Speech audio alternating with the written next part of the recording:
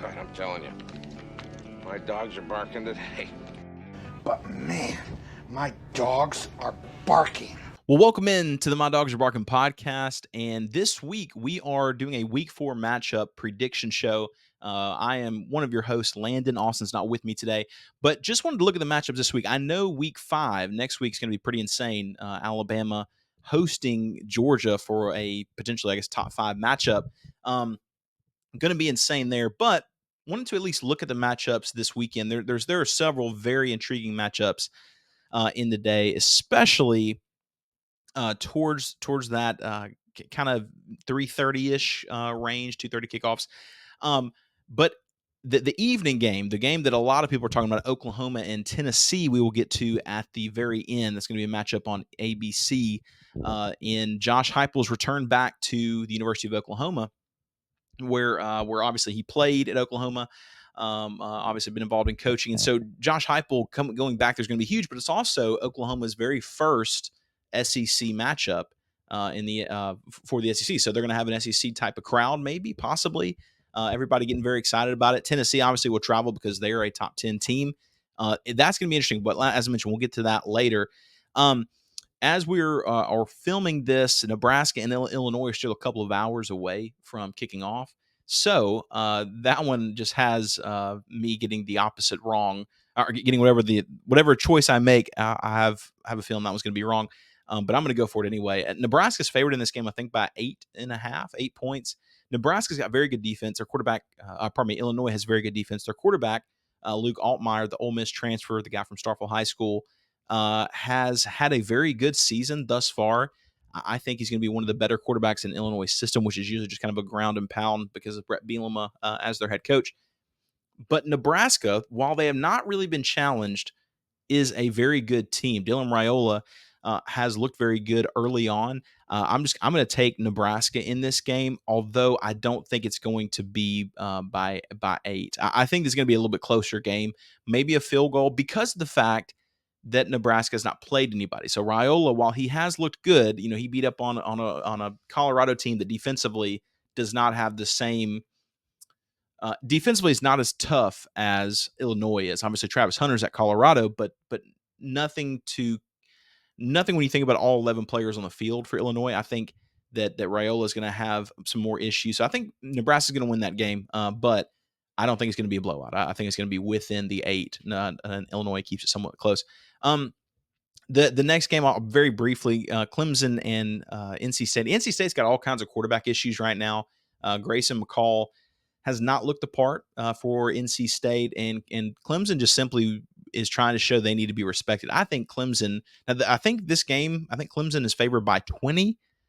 That's a lot of points, but I'm going with that as well. I think Clemson is going to win this one pretty easily.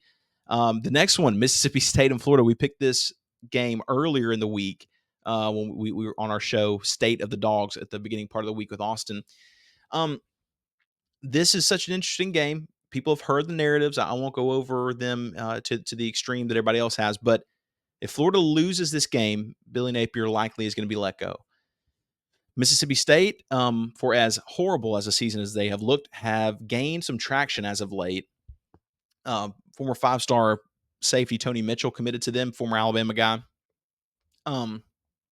Tyler Woodard, 4-star linebacker out of Winona, who has a brother on Mississippi State, committed to the Bulldogs. So that's looking good. And they received an $8 million donation that's going to be used for athletics.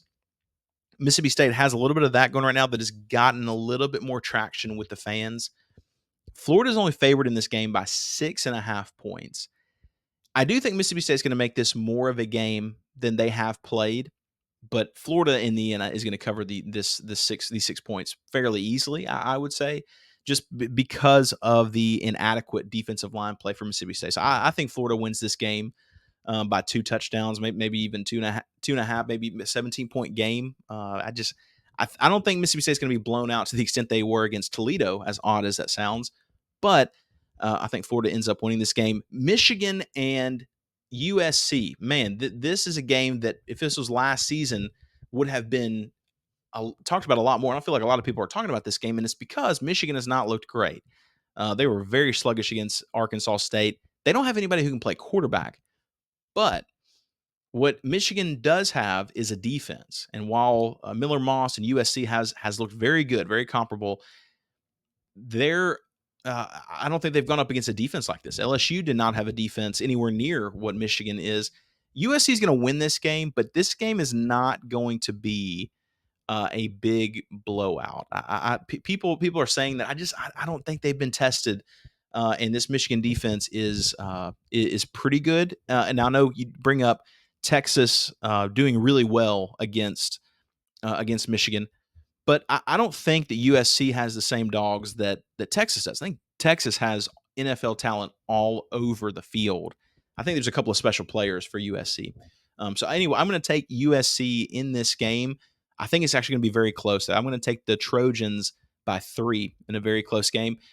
Briefly, let's talk about Arkansas and Auburn. This is a game where Auburn fans are not happy with the direction of this program. It looks like Peyton Thorne has been benched and will stay benched, and Hank Brown is going to be the quarterback this week.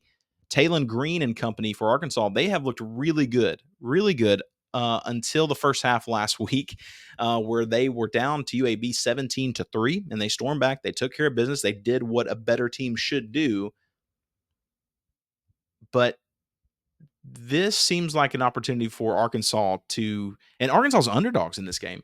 I think Arkansas is going to win this game in Auburn by about 10. I don't think Auburn has the capability to beat Arkansas just yet. And Talon Green is dynamic. And if Auburn's already struggling, to begin with, watch out for Talon Green. He can make some plays.